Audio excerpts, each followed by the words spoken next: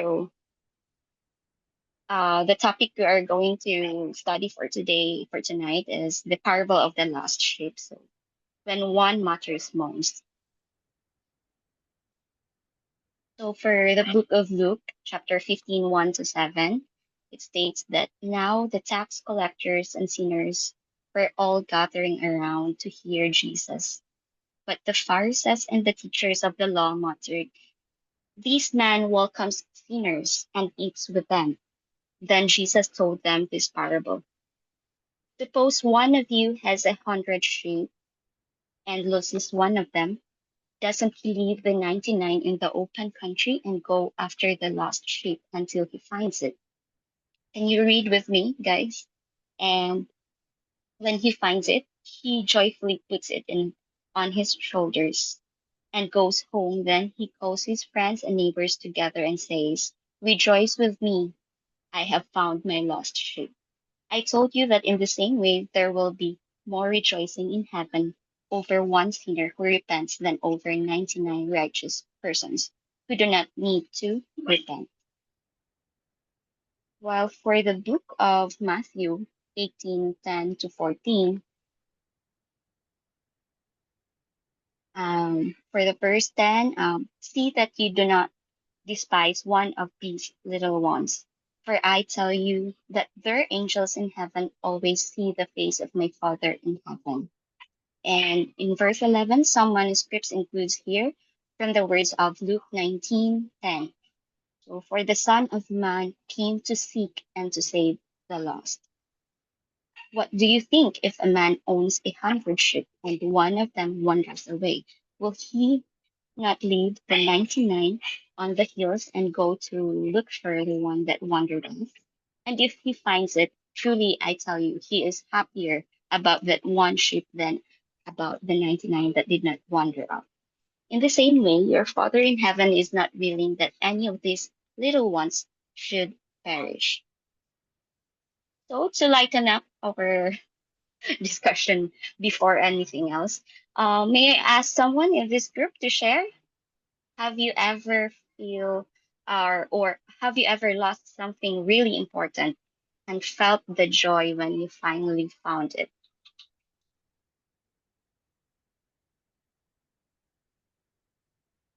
Okay. There's someone here? Yes, Sir Mars. Can you please share? Hello. Hello. Yes. Hello. Good evening. How was your day? Good, good evening too. Yes. Good evening. Can you share the moment or the have you experienced have you ever lost something really important? Well, it's my I'm actually wearing eyeglasses because I am nearsighted. So there was a day that I thought one of the frame lost the how do I the lens. So The lens. yeah, Yeah. so when I thought the the lens was lost, I feel devastated because I still don't have any budget to buy one or a new eyeglasses. So fortunately when I was actually surrendered to look for it, then suddenly I found it in my one of my it was covered by by one of the shirt that I put in a place. So I really felt happy during that time because it's something that's really important, not Yeah. in my daily life. Yes. That's so true. If there is something that's very important, very vital in our daily life, then if you if you already found it, then it's you can feel really the joy and the happiness by that Yes. time. So yes, thank you, Sir Mars. And Thanks any to other anyone from yeah, I can speak Tagalog, right? Uh, does someone or anyone wants to share also? Thank you, Sir Mars.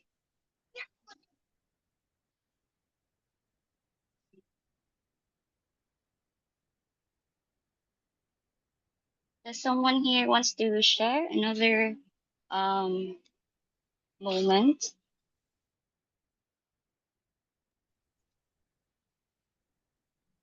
Yes. Hello po, naririnig niyo Yes. po ba ako? Yes. Kristen? Yes po. Okay. Sige po. Okay, so, grade 11 na po kasi ako this upcoming school year and, as a graduation gift po sa'kin ng parents ko, binilhan po nila ako ng bagong phone. Early graduation gift po. And, muntikan ko na po siyang mawala sa school one time and super nagpa-panic po talaga ako nun kasi pinaghirapan po talaga yun, pinag-ipunan po yun ng parents ko for me. Sa pagkaburara ko, na-misplace ko po siya somewhere. Pero ayun, nahanap ko po siya sa tulong po ng mga classmates ko and yeah, yun po.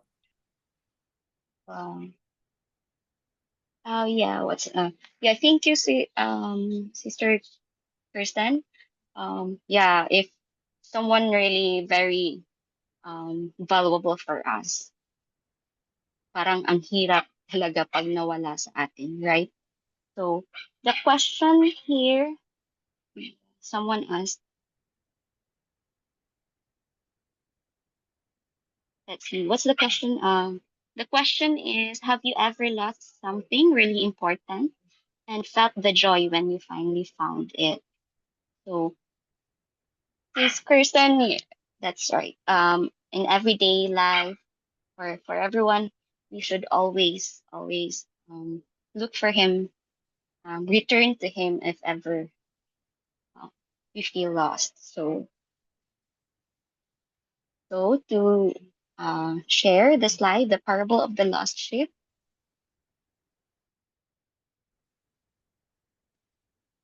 Or does anyone wants to share?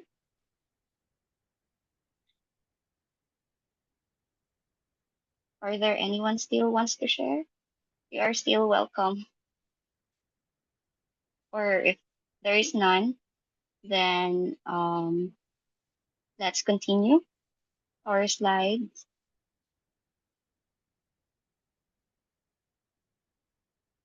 So yes, why Jesus? Please share, Deepa. Okay, Sister Deepa. Hello po. Hello po. Lately lang po nangyari, nawala ko po yung wallet ko. Um, Oh, parang ouch. so ano po, bale po, naiwan ko po pala siya kasi kumuha po kasi ako ng, Pag-ibig, parang nag-claim ako ng dividends tapos hiningi yung ID ko. So, naiwan ko po Mm, pala dun yung wallet ko. And nung nagtanong po ako sa guard, first na nagtanong ako sa guard, wala daw na parang naibigay sa kanila. So sabi sa akin baka magpa-photocopy daw ako sa pinag-photocopyhan ko ng ID ko, baka doon daw yung ano yung wallet ko na iwan. Pagkadating ko doon, sabi wala daw naiwan. So nagpapanik na ako, sabi ko, Lord, kayo na pong bahala. Tapos nagulat ako pagkabalik ko doon sa Pag-ibig. Kino-call na nila yung ano, yung name ko kasi nakita nila yung ID ko. Yun, may nag-surrender pala na nakakuha ng mismong wallet ko. So, ayun, praise God. Kasi lahat na, as in, mm, kaka-renew ko lang noon ng license ko, lahat-lahat. So, parang lahat ng, pati credit card ko, money, nandun. Tapos, wala siyang kinuha ni piso. As in, talagang sinurrender niya lang yung mm. wallet ko. So, talagang si God Masakit. yun. So, yun. Yes. Yes. So, prayer really works. He really works. So, thank you for sharing, Sis Lipa. So, hindi, kailangan natin talaga na mag-pray kahit saan tayo magpunta, kahit ano yung ginagawa natin. Thank you, Sis Lipa.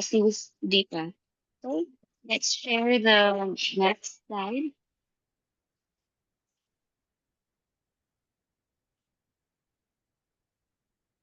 why Jesus told these parables. So, bakit nga ba? Bakit nga ba share ni Jesus tong parable na to? So, in Luke, the audience includes the tax collectors. For the audience, the tax collectors, sinners, Pharisees, and the scribes. Jesus tells the parable in response to the religious leaders' criticism of him for welcoming and eating with sinners. And in Matthew, the audience is primarily Jesus' disciples. He is teaching them about humility, the value of each person, especially the little ones, and the importance of not looking down on others. So it shows that even uh, Jesus really shares the story to everyone without parang hindi siya namimili ng tao to share with. So I think that next slide please. You. So for the similarities for both the books of Luke 15:1 to 7 and Matthew 18:10 to 14. So let's see for the similarities. The theme of the lost sheep. Both parables are about a shepherd who leaves with 99 sheep to search for one lost sheep, representing God's great concern for the individual. And also it shows the God's heart for the one. It proves that God loves each one. Walang iniiwan, especially the lost, vulnerable, or forgotten. And there is joy in finding. Every paragraph concludes with joy in finding, a rejoicing when the lost is found, emphasizing the joy of restoration and repentance. And there is also a shepherd's action. So the shepherd seeks out the lost one. God's love is not passive, he seeks. So talagang um, yung Diyos ang talagang uh, he he do the ways that we we cannot imagine. Like he really seeks someone that really needs his presence. So for the portrayal of God's nature, both the stories portray God's nature as loving, patient, and compassionate, not a judging but redeeming. So um, God's love is really personal, relentless, walang humpay yung pagmamahal niya sa atin, and full of joy when the sinner repents and returns to Him, especially the one who is lost. So, and for the um, differences, their differences, so of the story. For the audience, for the book of Luke, it is directed to the Pharisees and law teachers who were accusing Jesus of dining with sinners. Most of those audience in Luke are the ones that has someone who think highly of themselves. Then for the Matthew, it is directed to Jesus' followers when he was talking about humility and looking after the little ones. So for the purpose for the very differences is that in Luke it fills the gap between religious pride and demonstrate that God delights in a repentant sinner. While in Matthew the purpose is to instruct about the worth of every child or vulnerable individual and caution against disdain for them. So you, may iba-ibang purpose yung story, but at the end, same lang uh, yung goal nito ng parable. So, and for the focus, repentance for the book of Luke, it focuses on the repentance, more rejoicing in heaven over one sinner who repents. And for the book of Matthew, it focuses on the God's will. Your Father in heaven is not willing that any of these little ones should perish. It is kind of protective, God's protective care for each and every one of us. And for the tonality, more evangelistic yung nasa book ng Luke and inclusive, embrace, embracing particularly the sinners. Then for the book of Matthew, more pastoral and protective, cautioning against neglecting or despising the vulnerable. So, yeah, it shows the protective care of God. Then for the heavens expression, um, for the book of Luke, angels and heaven rejoice over repentance, while for Matthew, the Father is deeply unwilling for even one to perish, reflecting his protective nature. So, to summarize this story, both stories tell the parable of the lost sheep. A shepherd has 100 sheep, and when one goes missing, he leaves the 99 to find the lost one. And when he finds it, he rejoices greatly. So the key point here is that it highlights the God's love, God's relentless love and joy when someone who is lost returns to Him and welcomes the sinners every time yung sinners bumabalik sa Diyos. So, kahit ano pa yung mangyayari sa atin, kung you are only willing to surrender to Him, God will always welcome us with open arms. So, Sister Queen, I think it's time for you to right now. Thank you everyone for listening to me. Thank you for bearing with me. Thank you, sis Eunice. Can you hear me, guys? And can we yung take a loose for this, like relax lang tayo Parang napaka-serious naman. I just want to see you guys if it's okay. Can I see your faces? Can you open your camera or kahit hindi nyo i-open, okay lang din. I just want to see you and I just want to say hi and I just want you to know, guys, na this is ayan. Hello, Sis. Thank you for opening your camera. So, hello po, everyone. Thank you. So, before we proceed, I would like to welcome you once again. So, right now we will be having our second part, which is we will answer the question of what these parables show us about God's heart. So, are you ready to really dive in deeper? So, let's dive deeper and let's get to know His heart more. You want that? So, okay, let's get to know His heart more. So, here I have prepared the key truths about God's heart. So, I prepared 6 as I studied the word. It was actually or originally planned as 5, but God allows one, this very first. So I will read it first before I explain it to you.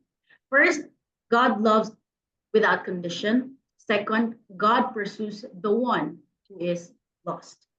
And God cares for each one. Each and every one is special to Him. Fourth, God rejoices when the lost are found. God protects the humble, or the humble refers to the weak or the innocent. And the sixth is God desires salvation for everybody. So first we will tackle about the God's love without condition in Luke 15. It says here that Luke 15:2 says, this one, ito yung sinabi ng Pharisee. Sinabi niya, this man welcomes sinners and eats with them.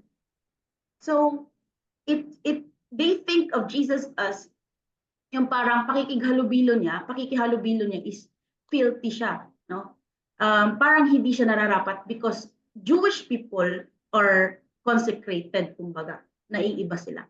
But this Jesus is different because He welcomes sinner. And when this Jesus welcomes sinner, He doesn't think about their condition, their faces, ano yung panlabas na anyo nila, kung mabango ba sila o hindi. Kasi parang meron tayong mga kapatid or meron tayong mga kasamahan talaga na particular sa amoy, di ba? Meron din tayong mga kasamahan na particular sa pananamit o sa anong tingin natin.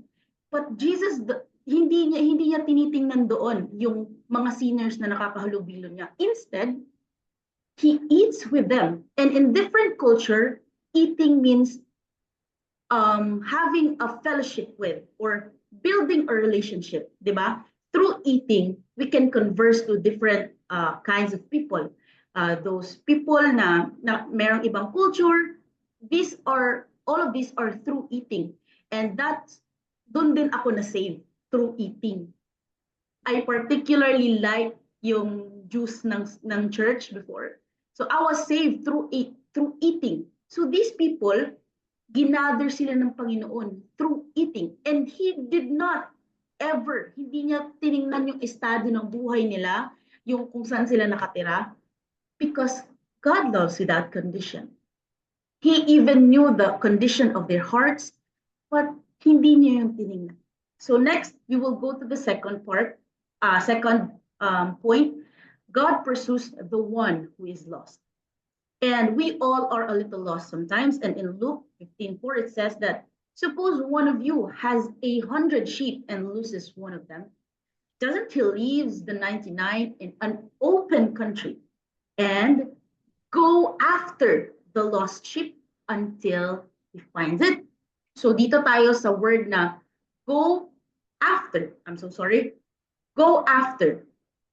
Meaning, when you go after something, it means that you are pursuing, you are sinusuyo mo yung isang person, di ba? For those people na may nililigawan, di ba? You go after them. You pursue the person because you love the person. But this pursuing is different because even in the darkest part of your era, He pursues you. Even in the messiest era of your life, He pursues you. Even in the emptiness, in the void place that you are in, He pursues you until He finds you. Right? And we will go to the next part where only God can work in a humble and simple heart. God cannot work in those heart that is prideful and hard. God will only do what only He can do kapag ka nagpakumbaba tayo na, Lord, I need you. I need a Savior. Hindi ko na kaya ang buhay na ito. Sobra ng magulo. So I need you. I need a Savior. And we will go to this part. God cares for each one. God cares for each one. In Luke 15:5, it says, and when He finds it, He joyfully puts it on His shoulder. Imagine mo, kapag ka nawala ka sa mall, or nawala ka, lalo na ngayon na panahon, kasi uso yung missing, di ba? Kapag ka nawala yung isang bata, pag nakita ba yun ng nanay, hindi ba yun papagalitan, hindi ba yun papaluin? Papaluin yun for sure. Ganun yung kaba kasi para sa isang magulang. But this shepherd is different. Because when he finds it, he finds the lost shepherd, the lost sheep, he joyfully puts it on his shoulder. Pwede niyang akayin dito or pwede niyang kargahin ng paganito just like a baby. And that kind of carry is close to the heart of the shepherd. This means that this shepherd is important for the shepherd and that this sheep is close to the heart of the shepherd. So wherever you are lost, God does not despise you or sinasabi ng Panginoon, wala ka na kasi nakakapagod naman hanapin yung isa lang tapos meron pa ako 99 dito. But no, He seeks and He finds. When He finds, He joyfully puts it on His shoulder. Ito pa, God rejoices when the lost are found. Yeah, joyfully puts it on His shoulder. Meaning, nasisihan ng Panginoon kapag ka merong bumalik sa Kanya, no? Or lagay natin na pariwara yung buhay mo tapos bumalik ka sa Panginoon. It's very important to the Lord. Kumbaga, that is a party in heaven. Ika nga pa nga dito eh. Luke 15:6-7. Ito yung dugtong na, and goes home. Then he calls his friends and neighbors together and says, "Rejoice with me, for I have found my lost sheep." Just like the parable of the lost son. Instead of paluin yung anak niya, in Bisaya, we call it kasab'an or pagalitan in Tagalog. No? Pagalitan niya. No, he did not. He opened wide his arms and embraced his son and throw a party for that lost son. Right? And that's what God, or not just Jesus, the whole heavens rejoices when one lost is found. Next part is that in the fifth one, God protects the humble. This humble is referred to these little ones. Meron tayong practical meaning, or common meaning nito is little ones is the children.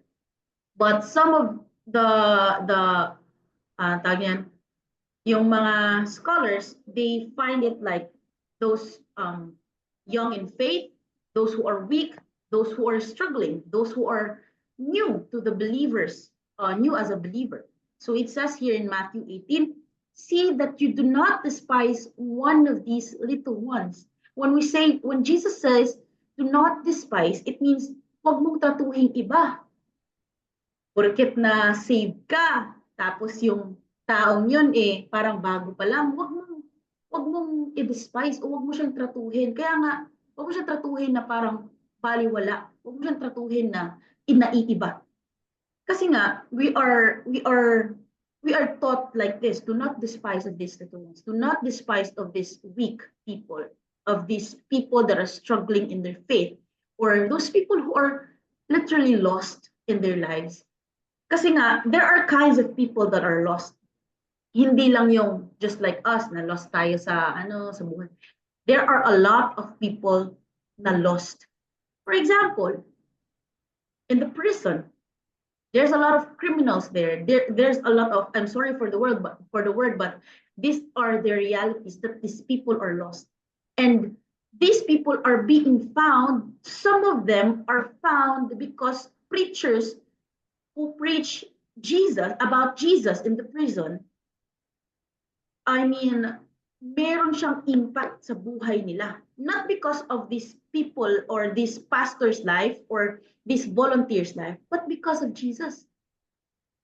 He finds you wherever you are, whether you're in a prison, whether in the poorest state of your life, he will find you and he will consider you as his. And in the last one, God desires salvation for all. So it says in Matthew 18:14, in the same way, your Father in heaven is not willing that any of these little ones should perish. Father means we can trust him. Just as our father, literal father or biological father can fail. But this Father in heaven, he can't fail. He will not fail. And he is not willing.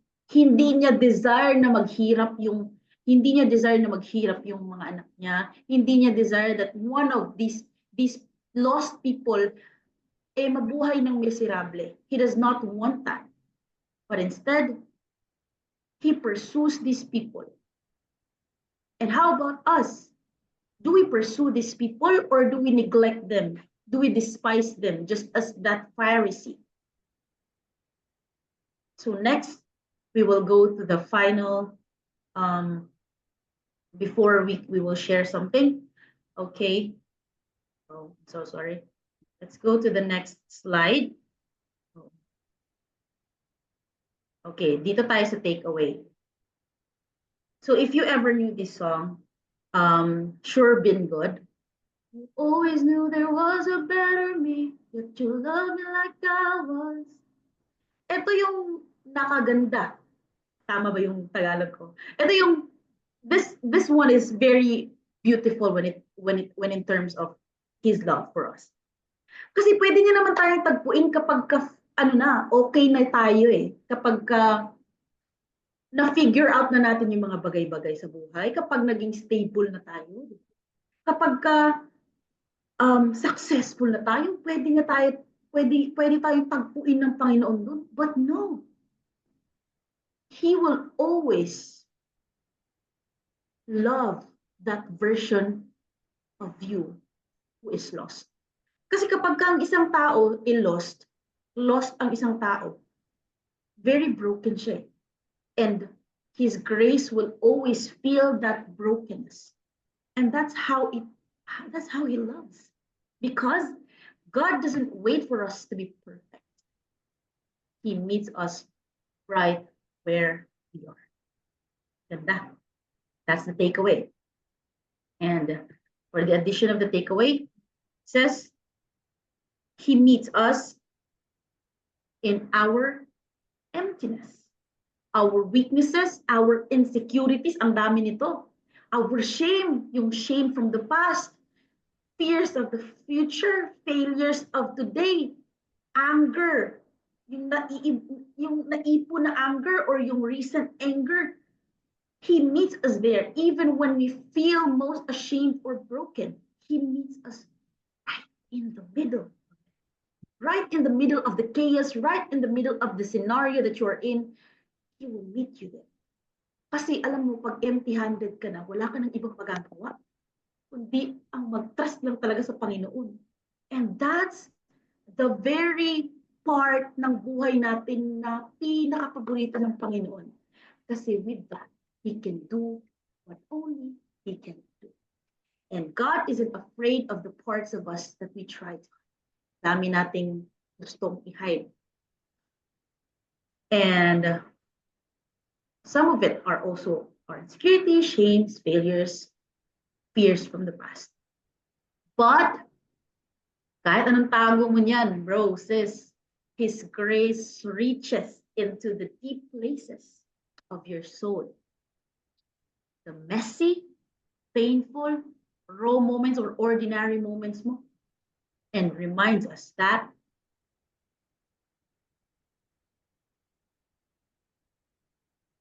you are still loved. You are still His. And He doesn't wait for healing to begin because He is the beginning. So let that word sink in. Let that word sink in. And here are some discussions that we will make. And these are the questions you can answer. So, pwede kang pumili dito and you can pick a question here. So, I will read the question first. First, what stuck with you from either the story of Luke, that Luke 15, 1-5, or that Matthew 18, 10 to 14. Have you ever felt like that one ship? And how does this change the way you see God? So you can now, little shepherds, can you help me with this one? So if you want to answer, just tell us. Ayan. Meron ba? Anyone who wants to share? Okay, Sir Marbs. And Hello. hello. Yes.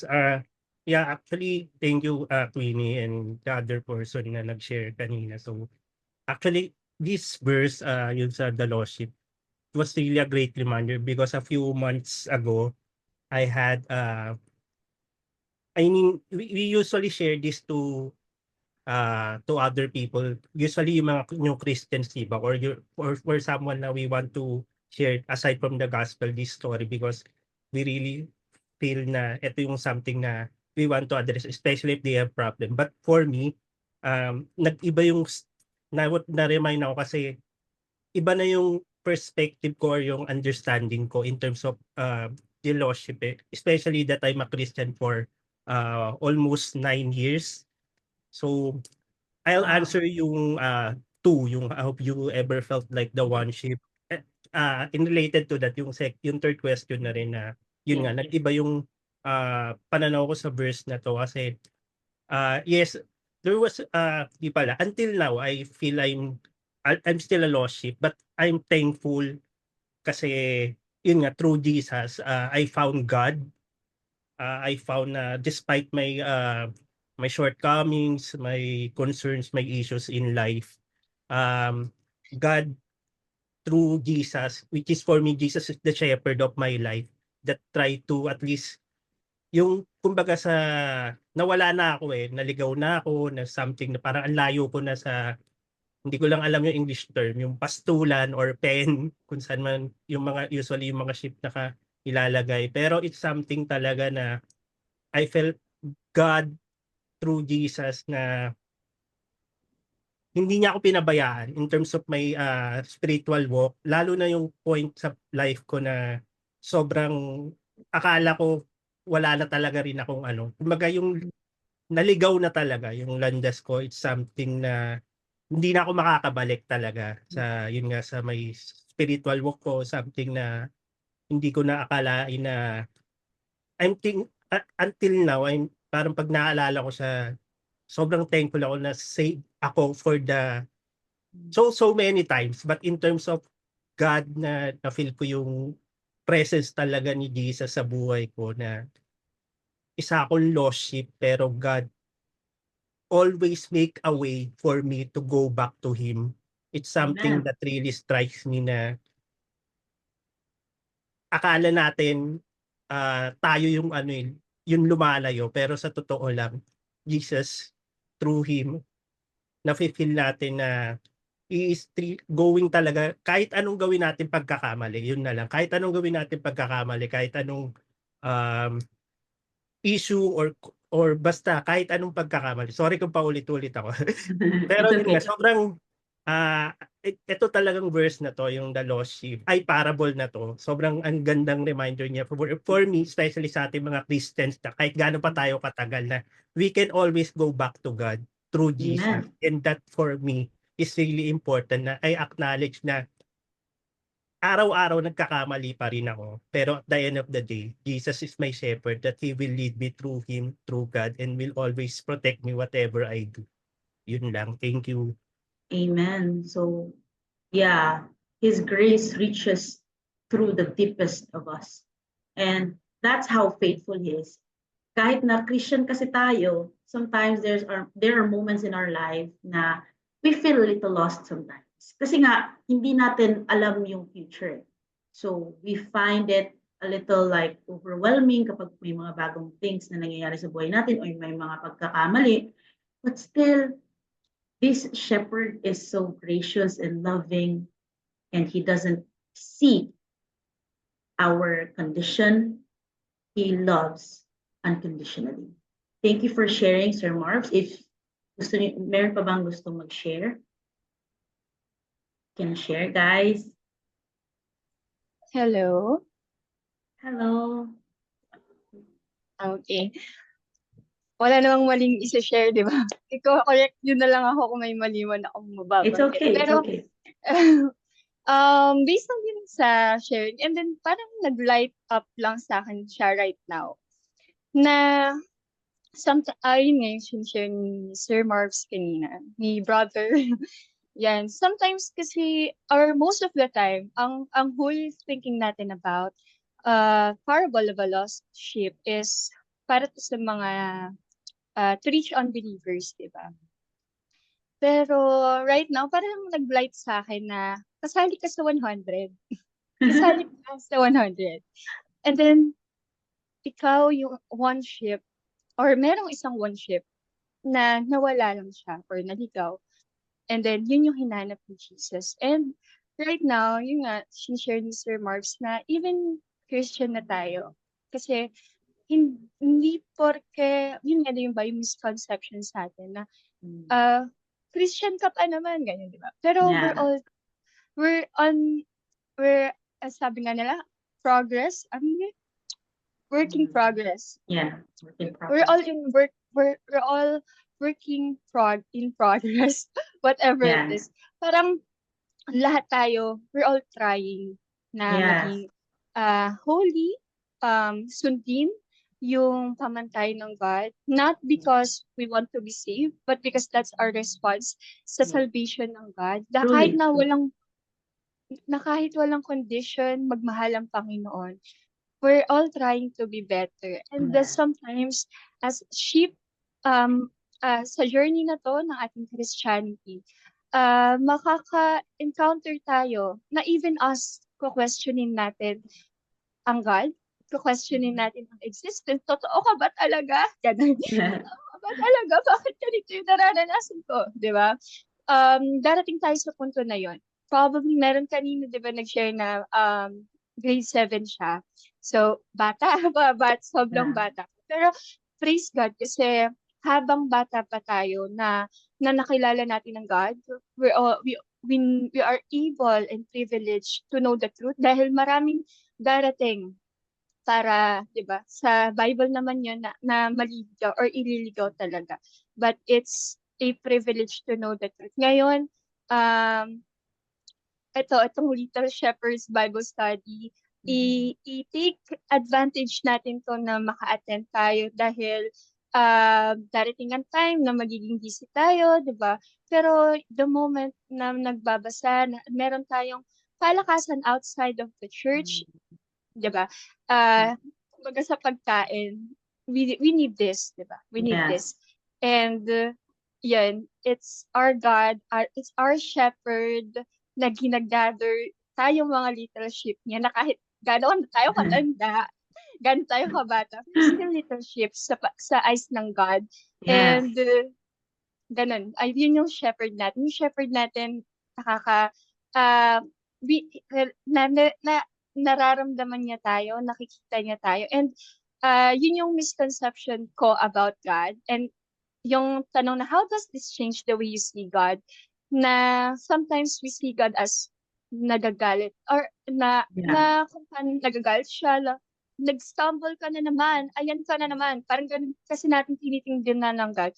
Wherein God is very gentle na even though na nagkakamali tayo, nandiyan siya para i-correct Yes. tayo, tama tayo. But, di ba, may response kasi ang tayong Christian na when we made a mistake, when we sin, umaalis tayo na hindi na ako worthy, ganun.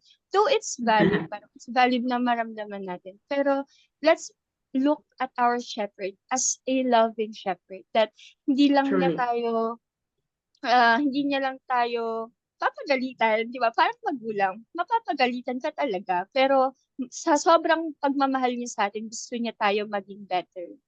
Ayun po. Yeah. And his discipline is not, alam mo yun, may disiplina din kasi ang sheep actually. Kapag kung in a shepherd's ancient shepherd, this is a fun fact. Alam nyo, kapag ang isang sheep nag-wander away siya or lagay natin parang action pa lang yung gagawin niya. Alam niyo 'yan? Action pa lang or nagsi-step pa lang siya. Alam niyo ba na pinapalo siya ng gentle ng shepherd?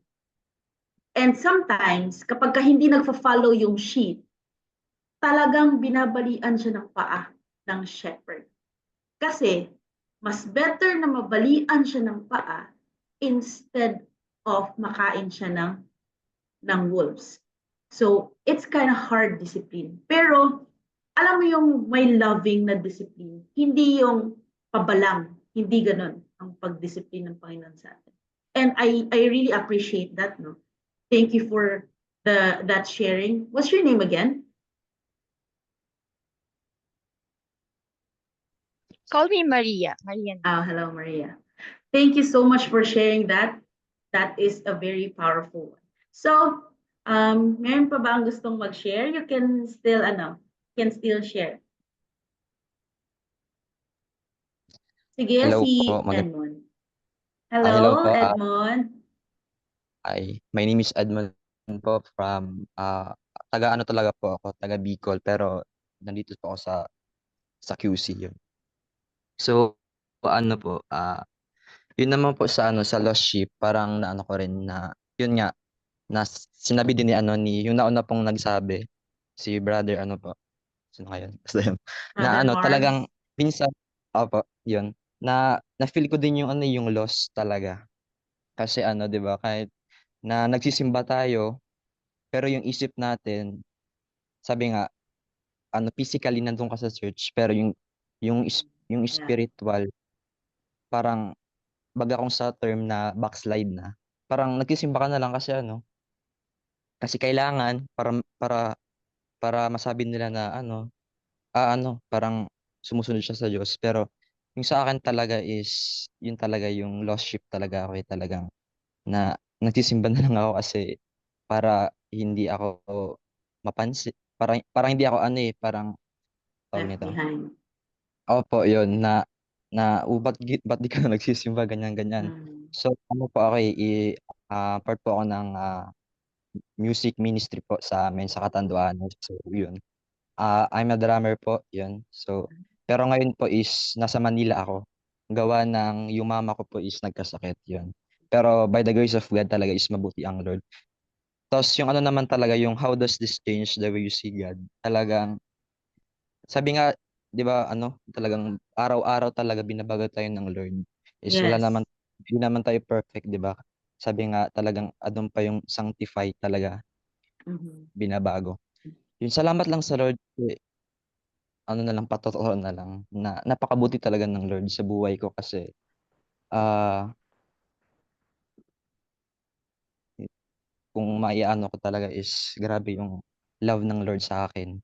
Kasi despite na talagang yung parang sa isip ko na napaisip ako na parang ayoko na hanggang dito na lang, wala ng pag-asa, gano'n, gano'n. Yeah. Yung sa isip ko na may marami ng bumubulong talaga is gano'n talaga kapag ano, kapag ina-isolate, gano'n po ako, yung ano po, yung Mhm. depression talaga. Talagang hindi ako lumalabas ng bahay talaga. Talagang isang buwan, ganyan, hanggang sa talagang depressed na talaga ako. Sa Mhm. tingin ko spiritually talagang down na ako. Pero salamat sa Diyos kasi alam mo yun, talagang Mm. yung pag-ibig talaga ng Diyos, sabi niya nga, "For God so loved the world that He gave His only Son." Mm. So yung love is not a noun, it's a verb. So verb is an Mhm. action. So Action. hindi lang niya sinabi na mahal kita, kundi Mahal ka talaga pin niya. 'di ba? Kasi maraming tao 'di ba sinasabing mahal kita pero 'di naman pinapakita sa gawa.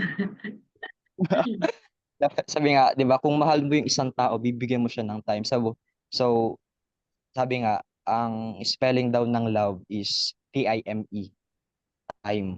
Kasi kung mahal mo, bibigyan mo ng time. Yun yung ginawa ng Diyos, na 'di ba talagang ganun yung grace ng Diyos, yung abundant talaga, talagang Yes. sabi, grace changes, everything talaga, talagang mababago ka talaga. Amen.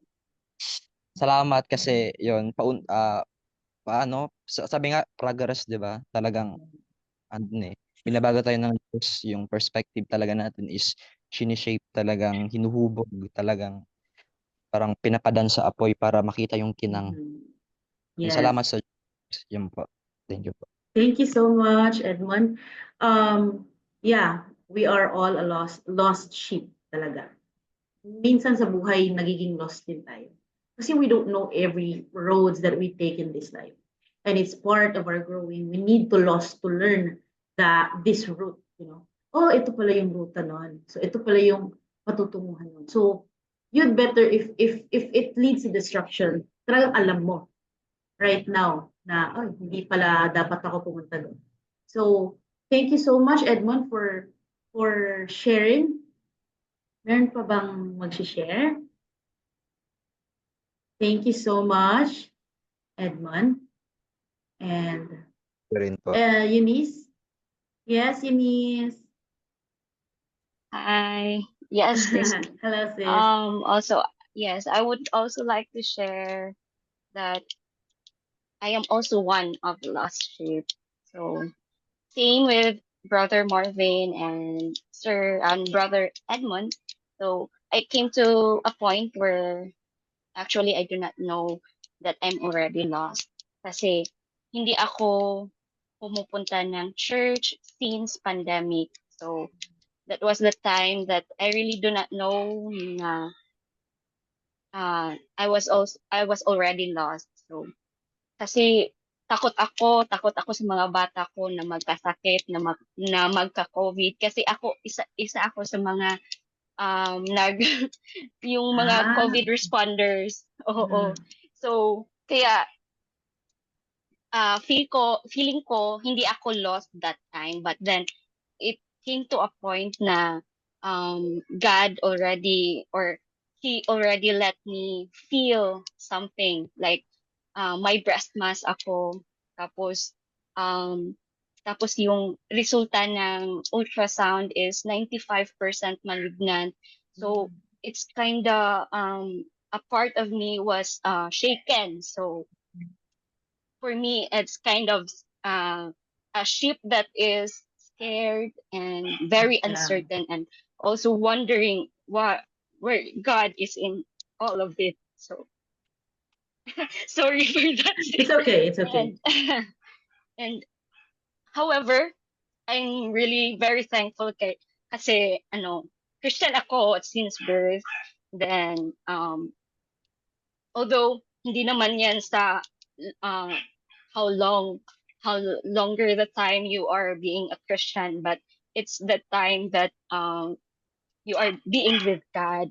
And also ang nakapag lang sa akin, nakapag lift up is my family.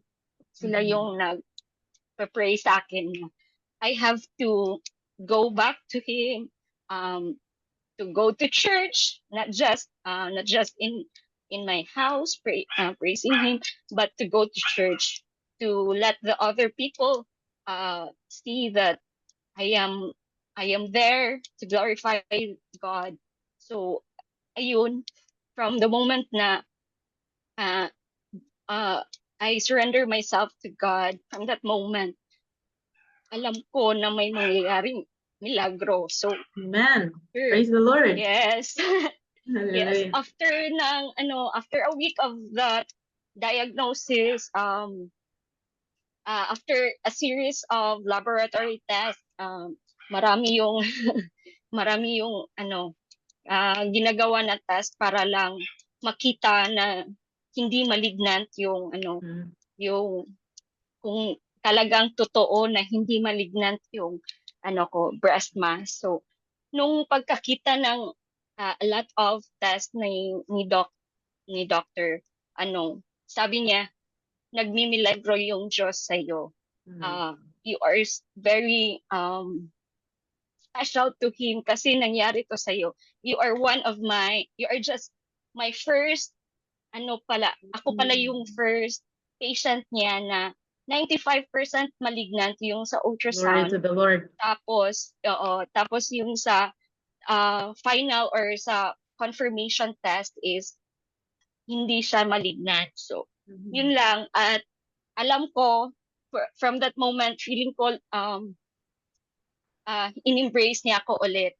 And I know he doesn't abandon us. So, he seeks out with care and compassion, even though it is in that way na kailangan ko maka-feel ng sakit. Pero, yeah. So, deeply, it's very deeply personal for me for this, the story of it. So, for the presence of God who finds and holds you even there. So, thank you. Thank you for sharing this, Sister Queen, with me. Thank you so much. Alam mo, ang ganda ng testimony mo. That's a testament of your faith. Kasi, sometimes kasi, parang, alam mo yun, nananumb na tayo. Nagiging malid na tayo sa presence niya. So, meron siyang kanyang ways para mag-snap back tayo. Oops, parang hindi mo na ako pinapansin. But, anyways, kidding aside, the Lord is faithful in your life. in Marv's life, in Maria's life, in Edmund's life. The Lord is faithful indeed. And thank you for sharing that, Sister Eunice. We would like to offer that. I would like to list that on my prayer list. If ever you want some prayers too, you can tell us, no? You can message siguro si Little Shepherds Official, and also you can really feel you can free nga na magpa-pray po sa amin. So anyone, meron pa bang gusto mag-share? Ayun, ang ganda. Ah, meron pa ba? Huwag niyong sayangin ang opportunity na to. If you'd like to share, share. Baka meron dyan. Kumakabog-kabog yung yung puso. No, baka hindi ka makakapag-share, baka ma-feel mo na sayang hindi ko na share yung ganun. Ayun. You're like, yes, truly. Thank you, Little Shepherd. Deepa, you can open your mic and also can share your testimony or the questions that you like to answer to. You can pick between the three. What stuck with you from either story? Okay. Nag-stuck sa akin na actually sa story ko talaga, I really thought na para i-love tayo ni God, need natin to do good things para ma-save tayo. Para kasing Catholic kasi ako, so parang lagi kong iniisip, I really need to do good things para i-save niya ako. Yeah. Tapos, ayun, I pray a lot, pero meron talaga tayong weakness. And somehow, dun tayo tina-target ng enemy. So, I feel like I'm the lost sheep. Talagang sobrang, and grabe lang talaga si God. Parang ang dami niyang pina-realize sa akin. Since I was a child, lagi ako nag-fear. So, para kasing, meron kasi akong capabilities na parang I tend to foresee somehow sometimes sa dreams, tapos nagte-turn into reality, tapos somehow sometimes pumupunta lang siya sa isip ko, then somehow biglang mangyayari. Parang ganon. Then I was elementary at that time. Nakita ko yung sarili ko na parang nanood kasi ako na ng Exorcism of Emily Rose. So parang after nun, parang biglang na-vision ko yung sarili ko na nangyari rin sa akin. Doon talaga nag-start yung fear ko. Tapos, lagi akong nagsisleep paralysis. So, lagi ako nagpe-pray. Tapos, natatakot ako pag nag-pray ako na, well, hindi ako umiiyak. Kasi parang sabi ko, naririnig kaya ako ni Lord. Ipoprotect kaya ako ni Lord. Tapos, ayun, parang somehow, yun yung buhay ko. Kasi akala ko, the way we are saved is to do good things. And yet, hindi pala ganon. Then somehow, meron tayong mga ginagawang way pala na somehow mag-open ng doors sa enemy to be with us para ma-conquer yung body natin. And nung parang before nangyari sa akin yung event na yun, parang somehow I'm seeing repeating numbers. So parang nasa isip ko, sinearch ko yung repeating numbers, parang angel numbers. Sabi ko, kay Papa God to kasi angel. Pero no, it isn't. Tapos somehow mga zodiac signs, it isn't from God also. And yung mga, somehow pag nanonood ka lang ng parang mga readings, kahit sa TikTok lang, it's opening door pala to the enemy. And also yung mga evil eye, that's also from the enemy. Akala natin, naisip natin, hindi, okay lang yan. Parang hindi din, from the enemy din siya. So, meron pala tayong, akala natin, hindi okay lang siya, pero somehow, nag-open na pala ng doors para maano tayo ng enemy. Tapos, That was 2023 nung bigla akong nagkasakit tapos parang somehow, um, sabi nila parang dinala ako sa hospital, hindi kasi makita yung sickness ko. So, ang ginawa ng mother ko, nag-seek siya ng faith healer, in which case, hindi din okay yung faith healer. That's the time na yun yung nag-start ng tormentation sa akin. Yeah. Nafe-feel ko na nung time na yon na faith healer ako ni mama, hindi na siya simpleng parang nagsusuka lang. Doon ko na na-feel na sinasaksak ako sa puso, ayun, sinasakal ako, hirap ako huminga, as in sobrang, sobrang, sobrang hirap na talaga ako. Na, tapos sasabihin sa akin, just pray, just believe, Jesus will save you. Pero kahit anong ganun mo, ang hirap kasi every time I pray, talagang may sumasaksak sa akin. Yeah. Sabi ko, sobrang hirap, nahirap talaga ako. Tapos, alam mo yun, tapos somehow sa cellphone ko, kahit naka-shutdown siya, may tumatawa na hindi ka naaabot next year. So, tapos, buti na lang, kinuha ko ng sister ko. So, every time na may sumasaksak sa puso ko, niyakap niya ako, tapos nawawala. Tapos, biglang may nakita lang siya na parang somehow nagpipray. Tapos, yun, parang pinapray niya ako. Tapos, nung time na yon, bale, pinray over ako, pero ang last lang na narinig ko is in Jesus name, sa ngalan ni Jesus, dun sa prayer niya. Then somehow, hindi ko na alam yun nangyari. And sobrang wild daw. Kung Yeah. hindi ko pinanood, actually may video nun, pero hindi ko siya pinanood kasi parang ayoko nang ma-reminisce yung moment na yun. Tapos, somehow, pagkagising ko, nawalan ako na ng malay. Pagkagising ko, sobrang gaan. As in, sobrang gaan. Kaso nga lang, nung time na yun, parang tinuruan ako nung nag-pray sa akin na mag-light ng candle. Tapos parang yung right prayers, mag-start muna sa Our Father, Apostles' Creed, tapos thankfulness kay God, say sorry for your sins, pray for others. As in, parang same lang din naman ng dapat prayers natin. Ganun yung, yung sabi niya, mas laliman mo yung pananalig kay Lord. Kasi sabi niya, only your faith can really save you. After Yeah. that, nung nawala yun, nafe-feel ko na naman parang gustong mag-enter within me. Tapos somehow, nagsa-Psalm 91 kami nun ni ate. Tapos nagulat na lang ako.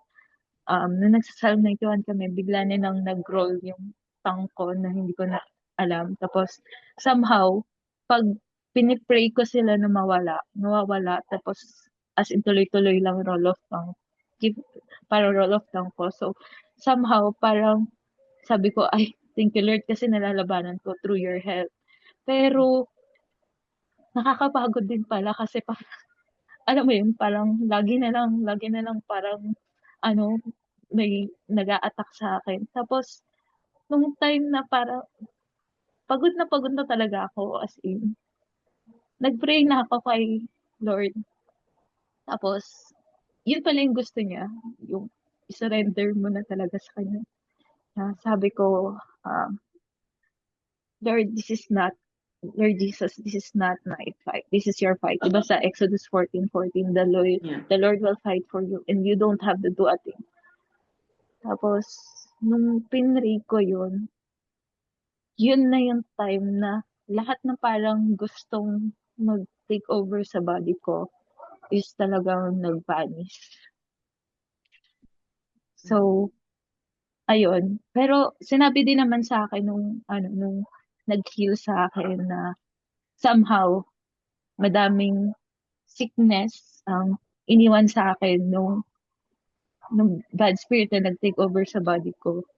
Then, after nun, nasa hospital na ako, dinala ko sa hospital, yun, na-stroke na ako, hindi na ako mapaglakad, hindi na ako makaupo lahat, tapos halos hindi na ako makakita.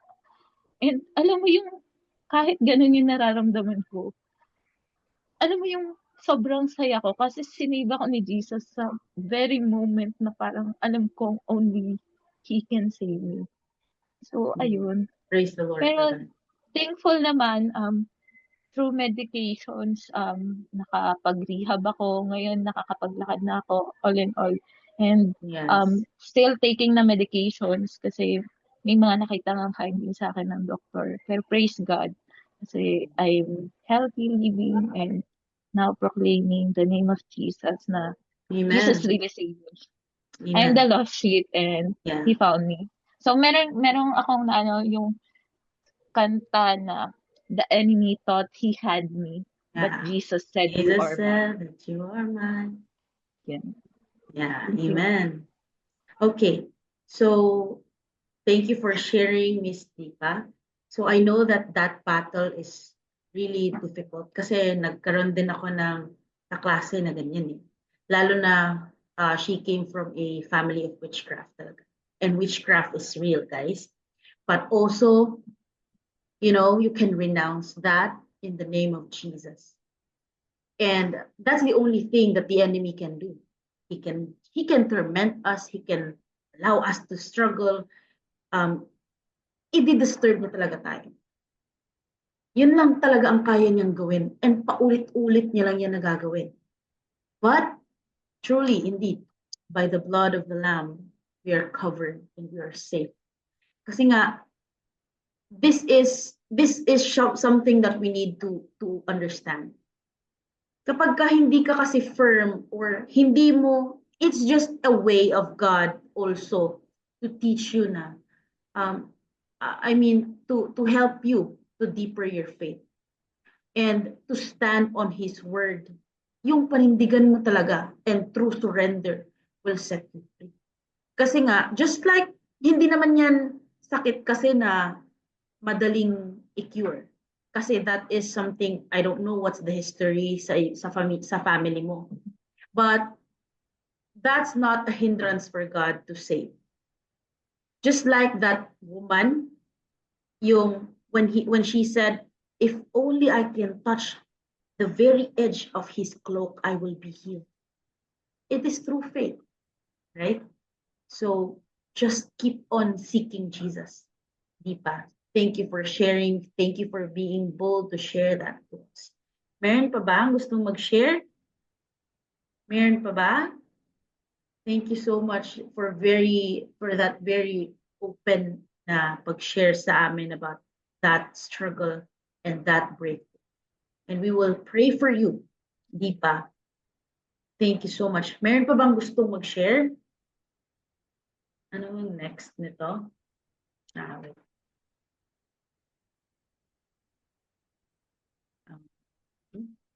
I guess we are on the summary. I guess with this one. But meron pa bang gusto mag-share? You can still share, ha? Kasi sayang naman kung hindi nyo ma-share. Kasi we still have time pa. No? Meron pa ba? If you know, you know. Ang ganda nito.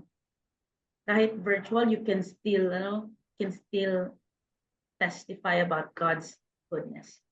So wala na ba? Or meron pa ba? Meron pa bang hahabol? We will still wait for you. This is open to everyone. Huwag kayong mahiya. Just feel free to share. Feel free to testify about what you're going through or what is something that you have nangyari sa'yo na, yeah, it's open for everyone. So, wala na ba? Are you sure? God is gracious, so we will extend a little more of waiting. Sure na ba? Sure na kayo, guys? Oh, ayun. Meron na ba?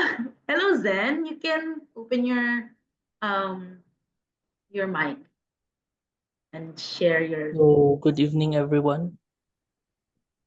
Okay, good Nga evening. pala si Zen. Mhm.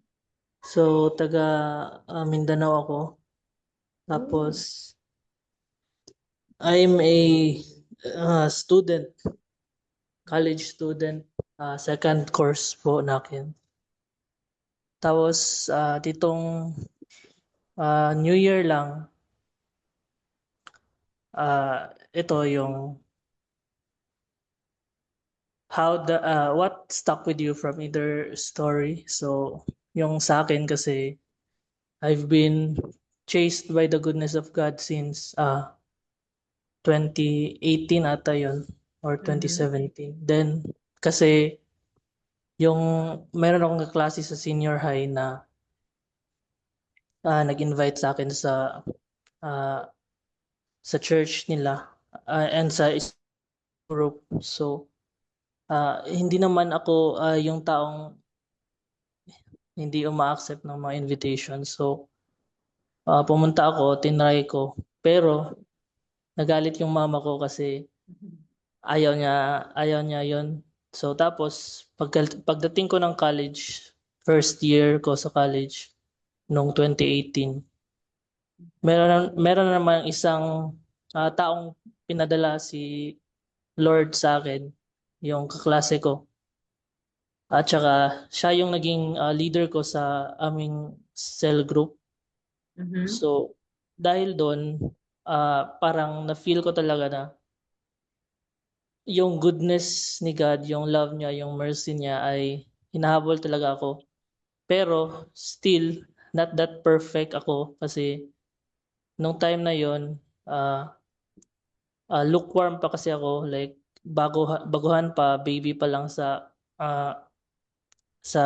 ganon. So Yeah. hindi ko nalaman o hindi ko alam kung ano yung mga dapat gawin o kaya ano yung dapat kong baguhin sa sarili ko. Pero on the meantime, tumatanaw din ako sa mga tao, like hindi si God yung tinitignan ko kundi yung mga tao, yung mga ginagawa nilang mga mali at saka yung mga Yeah. ginagawa nilang mga kasalanan. So isa rin akong judger doon nung time na yon. So kahit churchmates ko, tinitignan ko yung mga ginagawa nila kasi iniisip ko na kapag malaki na yung or kaya matagal ka na sa pagiging Christian, meron ka na sa perfect part ng buhay mo, pero hindi pala. Laging sinasabi ng kaklase No one ko is or perfect. leader ko na hindi talaga dapat tingnan yung mga tao, kundi titignan lang natin is si God. Amen. And then yun, hindi pa rin ako nagbago kahit nung nag-graduate na ako nung 2022 ata yun. Kasi sa pandemic, mas lumala kasi para akong na-backslide noon na time kasi uma-attend naman ako ng online church at saka meron din kaming tinatawag na trainings para sa pagiging leaders, yung life class ang tawag doon. So, Yeah. sumasali naman ako online kasi pandemic yon na time. Pero sa pagsali ko noon, hindi naman ako nakikinig, natutulog lang ako kasi naka-Zoom lang. Ganon. So, still, natapos ko yun and tsaka nakagraduate ako.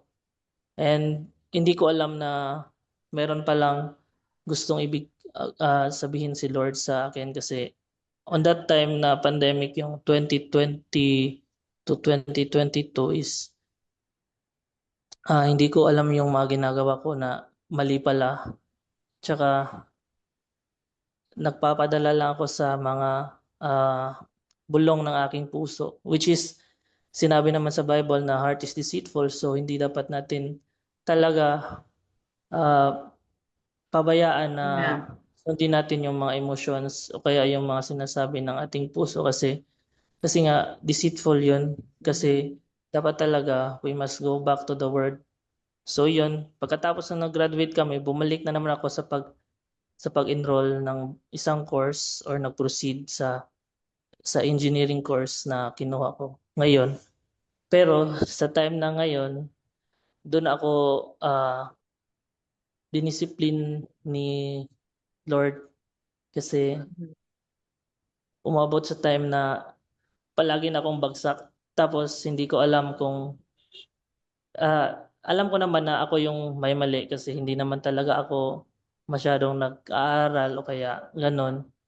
So, tapos meron din gustong ibigay na mensahe si Lord sa akin.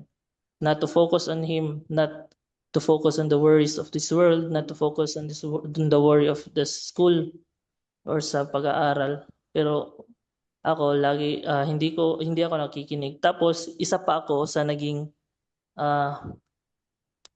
bagong primary leader ng time na yon sa 2022. Tapos mahirap lang sa aking part kasi di ko alam kung bakit ako naging primary leader. Wala naman ako nadala sa church.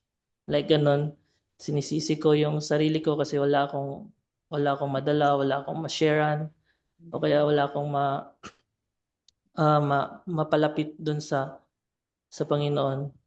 So, yun, sa mga setbacks at delays ko sa time na yon hanggang ngayong 2025, talagang may gusto talaga sabihin si Lord sa akin pero hindi ko pa talaga ina-allow na pumasok sa aking sarili kasi nga yung free will ko ang parang nag-stop sa pag-receive ko ng mga ganon. Pero this ano ba yun? January 1 ba yun? O kaya December 31, New Year's Eve yun. Na-disgrasya ako na yung ulo ko nabagok sa jeep, nahulog ako sa jeep. So, hindi ko rin alam, like wala akong maalala sa nangyari talaga. So, pero grabe yung goodness ni God kasi even though na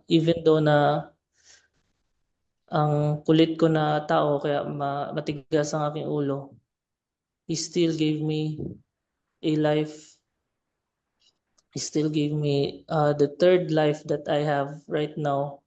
And I thank God kasi although I am so hard-headed, His goodness, His love still chases me today. Amen. After that, nung nakapag-recover na ako nung January,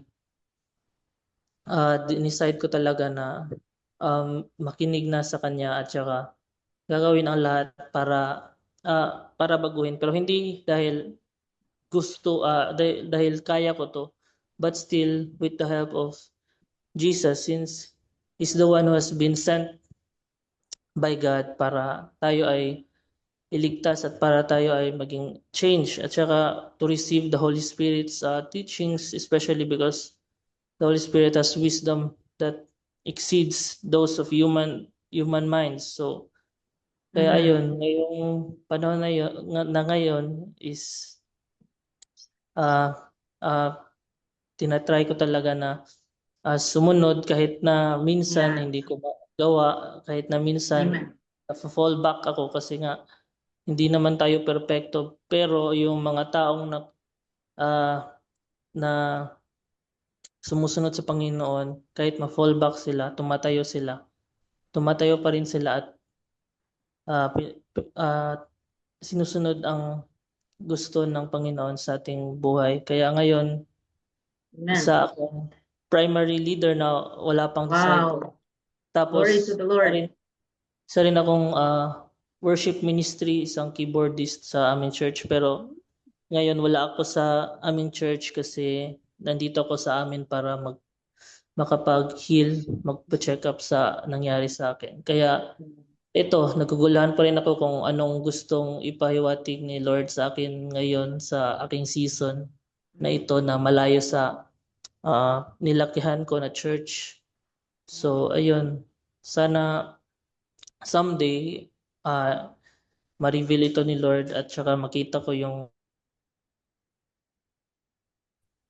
and I know that God is faithful and God will always lead me in this life with His mighty hands and loving and caring hands. So, ayun lang po. Isa talaga akong lost sheep. Kahit na ang daming pwede niyang alagaan, hinahabol niya pa rin ako. True. Kaya ayun. Salamat. Thank you so much, Zen, for sharing your testimony. Fun fact again, alam niyo ba that a sheep are often close to trouble? If you see that video na yung sheep kaka-rescue lang sa kaninong shepherd, bumalik na naman siya doon sa hole na kung saan siya ni-rescue ng shepherd. But hindi siya iniiwan ng shepherd. That's the good thing about that shepherd. That's the good thing about Jesus. Kasi oftentimes in life, we will always fall back. And He is a redeeming God. And He will restore all that has been lost, all that has been broken. And also, as a believer or as His sheep, we tend to follow. We have to follow through in order for us to go to that green pasture. If you really want to go to that green pasture, you follow through. Yun lang. Thank you so much, Zen. Is there anyone pa na gustong mag-share?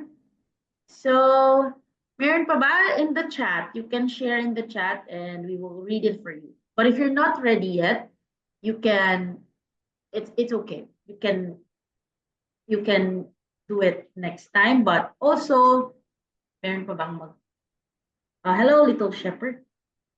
Is your mic open? Yeah, if you're not ready yet, it's okay. Hindi pala. Okay. So, wala na ba talaga? Okay na? Kota na kayo, guys? So, meron pa tayong at least 30 minutes. Ayan, meron pa ba? It's amazing how God pursues us. Thank you, Katrina. Truly, indeed, His love is amazing. He keeps on running towards us to see us right through the middle of the chaos. He will always rescue us. So kung wala na, we will proceed na ba, little shepherd? Can we proceed now or can we still wait for somebody to still share?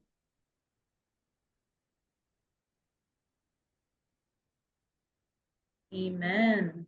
Okay.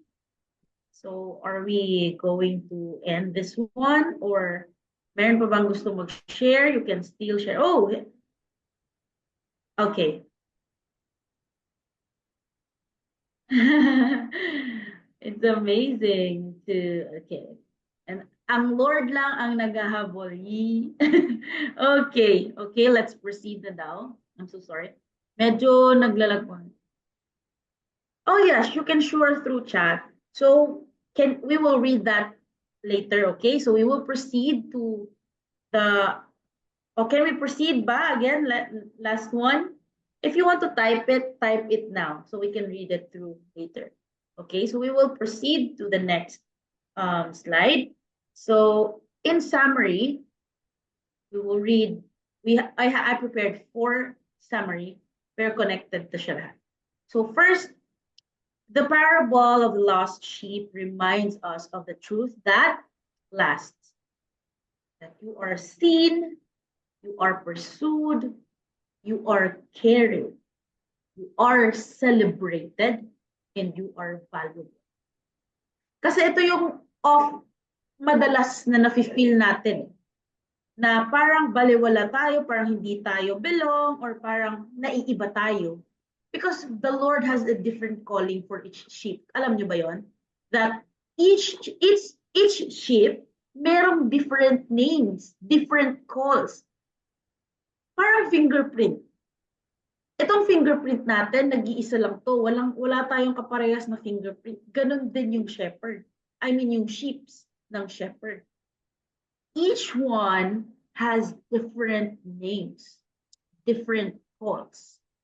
So, malamang, hindi talaga kayo parehas ng isa or ng isa pa. Kasi you are special. Each of one is created different, equal, but special. So you don't have to be confused about that because that is His truth. He has told us that we are precious in His eyes. Just as I forgot the person that He says na you are an apple of my eye. Okay, so next he says in our summary, it says, we saw the heart of God not through rules, or religion, but through a loving shepherd who searches. Again, first part of our key points, God loves without condition.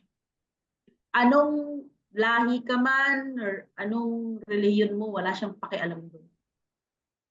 Ang tanging gusto niya lang is ikaw, yung heart mo. And he wants that heart to be saved. He wants that soul to be saved. That's why he continues to search. He continues to seek you indeed. Next, we're reminded that God doesn't love us by numbers. He loves us by name. Ooh, that's so good. Let that sink in. So he loves you by name. He calls you by name. As his sheep, you have a special calling from your shepherd. And you don't need to be like somebody. You don't need to be like Lee Min Ho. You don't need to be James Reid. You don't need to be Daniel Padilla or Catherine Bernardo. You don't need to be somebody else who is successful. You just need to be who you are, because God will meet you there in that very moment of your ordering. And the last one, and even in the most distant moments, he sees us. He comes for us, and when he finds us, he rejoices. That's the very amazing part of having a shepherd. Kasi kapag nawala tayo, meron talagang maghahabol sa atin. Sana all hinahabol. Pero this time, si Lord. Ito sabi ni Zen, reminded ako sa, okay, meron tayong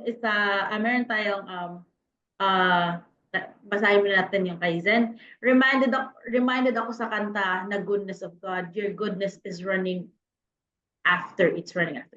Truly, that verse actually, or that song is actually about this lost sheep story. And yeah, God versus, okay, I will read this testimony of Katrina, okay, before we will really end. Katrina says, I had a rocky childhood talaga, broken family, and was sexually abused in my teens. In short, parang patapon na ako, and that's what I felt talaga. Then God used someone to bring me to a Christian service. And that's when I meet him. That's where I meet him. After that, feeling ko okay na ako, loved and still has a purpose. I got married with a person who brought me to church. Wow, but I'm a widow. No, I'm sorry. Lost my husband during the pandemic. Oh, I'm so sorry. Our life ngayon talaga is dahil kay Lord. We got this far kasi the Lord carries us. Now I am a volunteer in kids church. Glory to the Lord. Thank you for, I praise the Lord for you, for your life. Kasi nga, you still have that kind of heart to serve the Lord as a volunteer in kids church. Thank you so much for sharing that, for being vulnerable to us. Kasi hindi madaling i-share yon. But thankfully you shared that. And thanks to the Lord for carrying you through that situation. And as I am, alam mo, I am also a Catholic, just to share something. I'm also a Catholic before. And I came from a broken family. My father died due to, alam mo yun, yung mga selos-selos, or alam mo yun, yung parang about sa lupa. And I don't have a father figure talaga. I have a father, a stepfather, but hindi talaga, wala akong nakikitang father figure sa life. That's where I read the verse.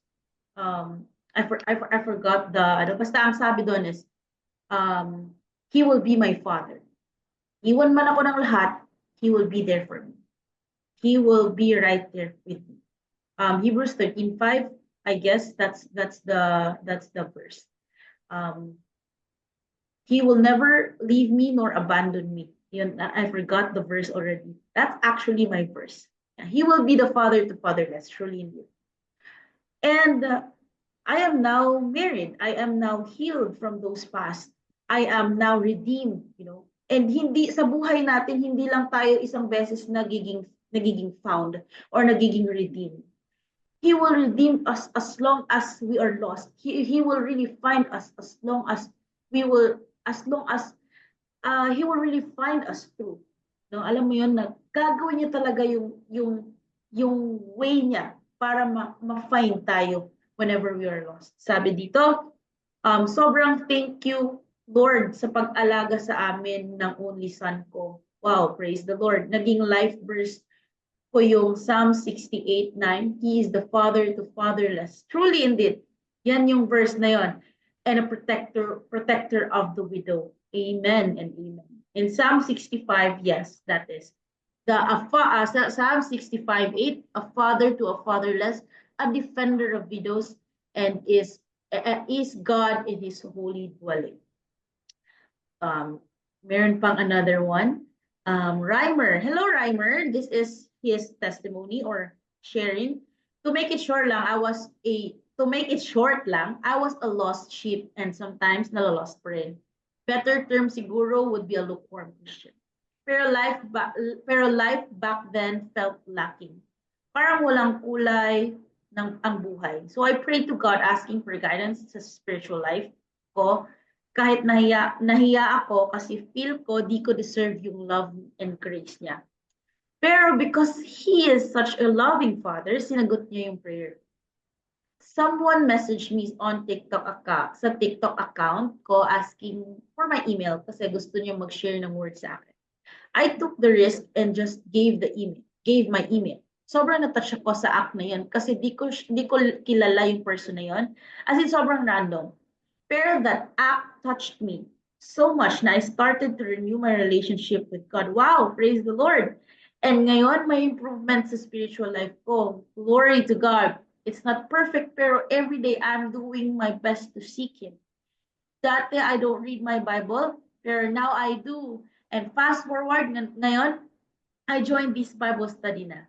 To proudly share lang, yung nag-reach out sa akin was little shepherds themselves. Wow, glory to the Lord. Truly, indeed, this little shepherd community is one of my answered prayer too.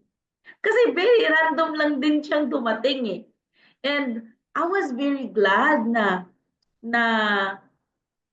sinagot ng Panginoon niya. Because I really want a community who prays for me, who studies with me the Word of God, who alam mo yun, nakikinig sa mga problems ko in life without judgment. Alam mo yun. And, wow, plot twist. Grabe ang humor ni Papa G. Thank you, Lord, for that. Yeah, truly indeed, this is just like, parang kinam up niya talaga tayo in this, just like a little sheep. Tapos, timing pa talaga dito sa parable na to. Actually, this is a very good community. And we will continue to pray for this community, no? Na mas lumago siya ng lumago. And actually, this is my first time to share the Word of God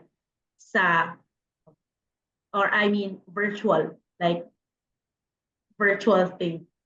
So, meron pa bang gusto mag-share through chat? So, as we go on, so that's it. Actually, that's the last part of our topic today. So, in the last slide, he said, I add to it, the one matters most to him. Because each one of us has different stories, has different struggles, has different testimony. But the very great thing about Jesus is that He finds us in the very, very core of us na walang ibang makaka-find, kundi siya lamang. Kasi He will bring you to the edge talaga ng buhay na, ilalagay kita dyan para wala kang ibang malapitan kundi ako lang. Ganon. It's the Lord. It's always the Lord's doing. Thank you, Reimer. Yes, indeed. It was the Lord. And I'm really thankful for this community. Okay. Wow, Little Shepherds also timely appeared to me last year during my lowest times. And sa Insta yan nag-chat sa akin. Yes, Little Shepherd is one of my answered prayers. Grabe si Little Shepherds, di ba? Grabe si Lord, di ba? for orchestrating everything, you know. And truly, indeed, it will make you it is something that is different, you know. Just a glimpse of testimony. I started this community in my lowest and darkest time. Hindi ko to plinan. Wow, the Lord is indeed good. Hindi rin namin plinan na sumali dito. Kasi nag-pop up lang din siya sa akin eh. Just, I guess, this year, just this year, February or March, I guess. And I was in my lowest moments. I was in my lowest moments too in that season. And I'm really praying to God na, Lord, I want some community talaga na makakapag-take care din sa akin, makakapag-encourage sa akin to do some devotionals and ganon. Mag-study ako ng word, ganito. And the Lord never fails to answer. Grabe yan. So, si Little Shepherd, sobrang on time yung first slide na shinare niya without knowing that. Hallelujah for that testimony, guys. Glory be to God. May ginagamit talaga ang Panginoon para mapalapit tayo. Yes, indeed. We all are little lost sometimes. And hindi natin, alam mo yun, hindi kasi natin siya makikita na hindi okay tong taong to kapag ka nasa in person or kahit nakausap mo lang sila virtually. But whenever they become vulnerable about their struggles, about their pain, about their life, about being lost, you know, you will really know it. Oh, hindi pala siya okay. And this one helps. So, I'm done, Miss Little Shepherd. Yes. Glory be to God alone, hindi si Little Shepherds, it's God. Truly indeed. May the name of Jesus be glorified in this Zoom meeting. So, Little Shepherds, I am done with my part, but I will keep on reading this one. Basta pag nawala tayo ulit, balik lang tayo agad kay Lord. Huwag tayo magtatagal sa pagtatagal. Truly, daanan mo na yung pwede mong daanan, balik ka agad. Thank you so much, everyone.